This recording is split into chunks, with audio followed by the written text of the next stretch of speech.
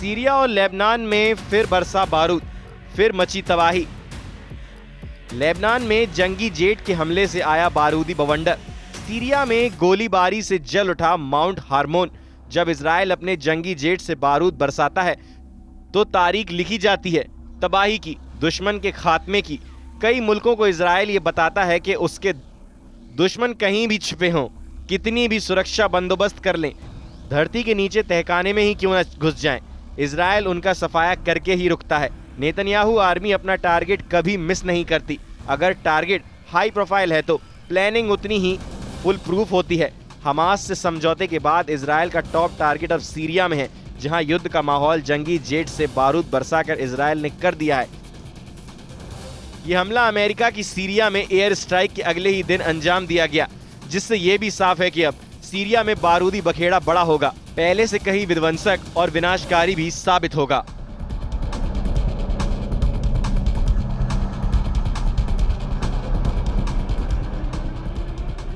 Israel defence forces ने ऐलान किया है कि उन्होंने गोलान हाइट्स में मिलिट्री ऑपरेशन शुरू किया है।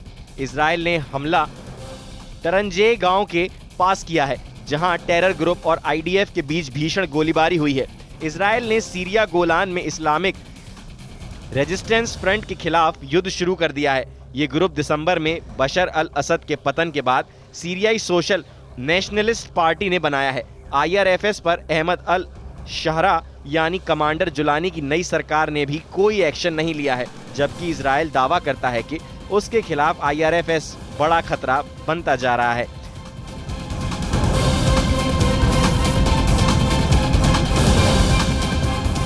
इजराइल सीरिया में सिर उठा रहे पुराने दुश्मनों को खत्म करने में जुट गया है।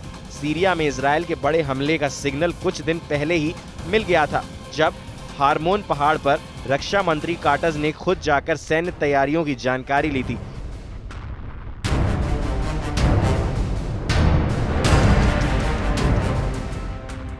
डिफेंस मिनिस्टर की विजिट के कुछ घंटे बाद ही इजराइल ने सीरिया में ऑपरेशन शुरू कर दिया। हमला जिस टेरर ग्रुप पर हुआ उसे कमांडर जुलानी और तुर्की का लड़ाका ग्रुप कहा जाता है। यानी इजराइल के टारगेट पर अब सीधे सीधे जुलानी से नाम बदलकर सीरिया के राष्ट्रपति अहमद अल शहरा आ चुके हैं।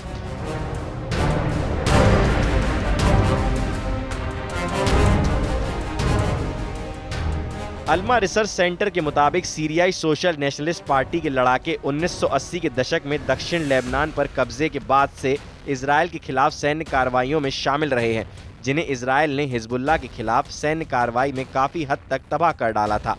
कभी बशर अल असद और हिजबुल्लाह के समर्थक रहे ये लड़ाके अब पाला बदलकर तुर्की के इशारे पर इजराइल से युद्ध का प्लान बना रहे हैं।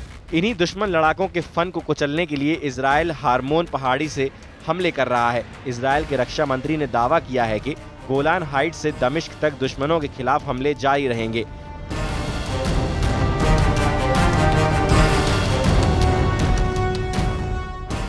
सीरिया से ज्यादा विध्वंसक आक्रमण इजराइल हिजबुल्लाह को दहलाने के लिए कर रहा है। जहां जंगी जेटों से बम और मिसाइल की बौछार हो रही है, इजराइल की वायुसेना के लड़ाकू जेट्स ने शुक्रवार रात लेबनान में हिजबुल्लाह के ठिकानों पर जबरदस्त हमला किया है। आईडीएफ के मुताबिक बेका घाटी में हिजबुल्लाह के ठिकानों को बम बरसाकर बर्बाद कर दिया गया है। एयर स्ट्राइक हिजबुल्लाह के अंडरग्राउंड अड्डों को तबाह करने के लिए की गई। सीरिया लेबनान सीमा पर हिजबुल्लाह के लिए तस्करी में इस्तेमाल होने वाला बुनियादी ढांचे पर मिसाइल और रॉकेट दागे गए।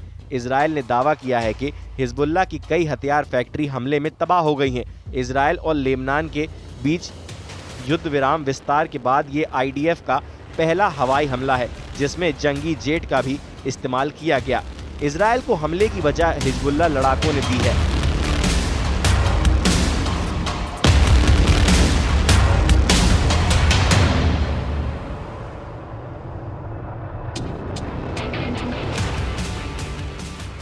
बेका वैली से लड़ाका ग्रुप ने टोही ड्रोन लॉन्च किया, जिसे इजराइल ने समझौते का उल्लंघन बताते हुए जंगी जेट से बारूद बरसाना शुरू कर दिया। ये अटैक उस फैसले के बाद हुआ जिसमें हिजबुल्लाह और इजराइल 18 फरवरी तक युद्ध समझौते का विस्तार कर चुके हैं।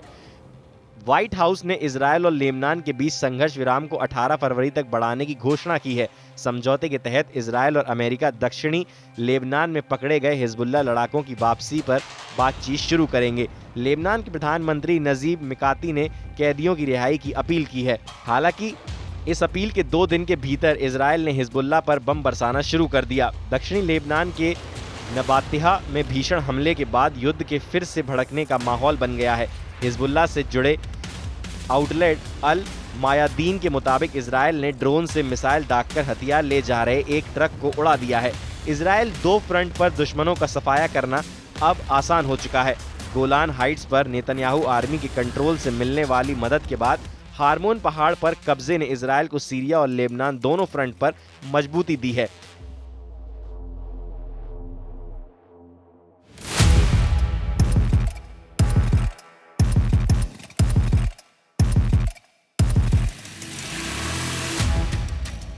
गोलान हाइट्स 1800 वर्ग किलोमीटर का इलाका है। दक्षिणी पश्चिमी सीरिया का ये चट्टानी पठार राजधानी दमिश्क से सिर्फ 16 किलोमीटर दक्षिण में है। ये दक्षिण में यारमौक नदी और पश्चिम में गैलील सागर से घिरा है। गोलान ऊबड़ खाबड़ बेसाल्ट चट्टान पर फैला हुआ है। इस इलाके में महत्वपूर्ण जल स्रोत है जिसमें जॉर्डन नदी और हसबानी नदी शामिल हैं। संयुक्त राष्ट्र इस इलाके को सीरिया का हिस्सा मानता है। हालांकि 1967 में 6 दिन के युद्ध के बाद इजरायल ने गोलान हाइट्स पर कब्जा कर लिया था। फिलहाल इजरायल गोलान हाइट्स के पश्चिमी भाग के 1200 वर्ग किलोमीटर पर कब्जा कर इजरायली सेना के कब्जा करने के लगभग तुरंत बाद इजरायली बस्तियां बढ़ने लगी हैं। मौजूदा वक्त में गोलान हाइट्स में 30 से ज्यादा इजरायली बस्तियां हैं। यहीं संयुक्त राष्ट्र की निगरानी वाला बफर जोन है जो इजरायल के कब्जे वाले इलाके को सीरिया के नियंत्रण वाले हिस्से से अलग करता है।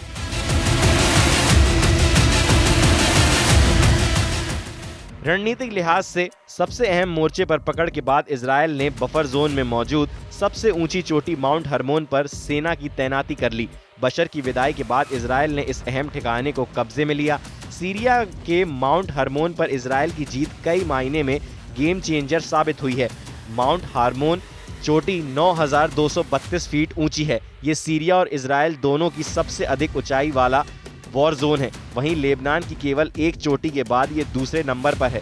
माउंट हर्मोन से इजरायल लेबनान और सीरिया दोनों फ्रंट पर इलेक्ट्रॉनिक निगरानी कर रहा है, जिससे इजरायल को आने वाले खतरे के बारे में पहले ही पता चल जाता है। माउंट हर्मोन से सीरिया की राजधानी दमिश्क सिर्फ 35 किलोमीटर दूर है, जिसका मतलब है कि इजरायली तोपखानों की हद में जुलानी का गढ़ आता है। कमांडर जुलानी जिस तरह से तुर्की के इशारे पर चल रहे हैं, एर्दोआन की शह पर इजरायल को धमकी दे रहे हैं। तुर्की समर्थित फाइटर ग्रुप को शह देना भी जुलानी उर्फ अहमद अल शहरा को बहुत भारी पड़ सकता है। इजरायल के लिए दमिश्क के प्रेसिडेंशियल हाउस को निशाना बनाना मिशन इम्पॉसिबल नहीं है। जिस इजरायल ने ईरान में घुसकर हमास चीफ को मौत के घाट उतार दिया, जिस इजरायल ने गाजा में हमास की सुरंग में घुसकर सिनवार के चीथड़े उड़ा दिए, जिस इजरायल ने हिजबुल्लाह चीफ नसरल्लाह को उसके चट्टानी तहखाने में दफना दिया, इजरायल ने नसरल्लाह के वारिस हाशेम सैफुद्दीन को भी खौफनाक मौत दी, वो क्या कुछ नहीं कर सकता। कमांडर जुलानी को तुर्की के आका एर्दोआन कहां तक बचा पाएंगे, इसकी कोई गारंटी नहीं है। ये गारंटी ज़रूर है कि इजरायल दुश्मन को माफ़ नहीं साफ करता है।